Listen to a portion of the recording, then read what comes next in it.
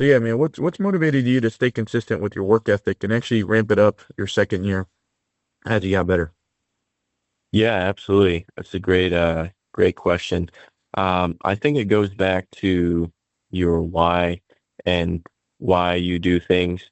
Uh, Before I was a life insurance agent, I was a real estate agent, and I did that for right over a year. And that conversation that we had in the very beginning, Pedro, just very brutal. The sales cycle and the time that when you meet somebody when you're finally helping them with an actual property is a long time. And the struggle with that was that I was not getting very many deals in real estate. I think I only got two deals, which was not going to allow me to survive very well. And, it's accepting that maybe That was one whole year of real estate or 18 months? yeah, that was the whole year. That's right. Yeah. Yeah, so it Yeah. told me that you had the work ethic because I know you were out there trying to make it work. Right. Yeah, absolutely. But, sometimes you have to come to terms with reality and see, okay, this is maybe not working as much as I thought it would. And, you got to wake up and make a change. The only person that's going to change your life is you.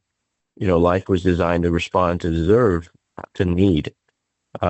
Just because I needed to make money, that doesn't mean that I was going to. You have to actually deserve it. So that's when I finally, we had that conversation. That's when I finally woke up to the realization that I need to do something else. And that's when I got into life insurance. And I knew in the very beginning that I wasn't going to be very good, that it was something I was going to have to work at if I was going to master my craft. And so that's exactly what I did. If I woke up, I got to work and I, you know, got to work a little earlier, stayed at work a little later because I knew one simple philosophy that was if you're starting anything new, you need to make up in numbers what you lack in skill. Make up in numbers what you lack in skill. So I was lacking the skill of being good in life insurance, so I needed to make it up in numbers.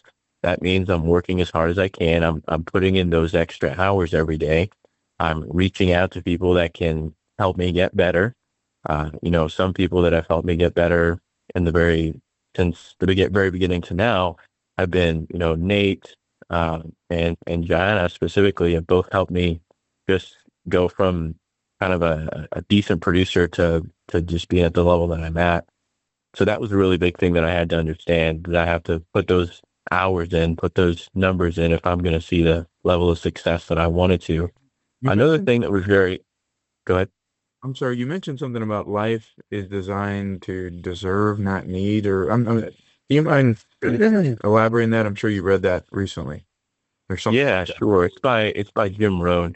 Its life was designed to respond to deserve and not to need. There's a lot of people that need things. There's a lot of people that need money to survive, but that's not how the this world works. You have to provide a value for the marketplace. In other words, what have you done to deserve what you want?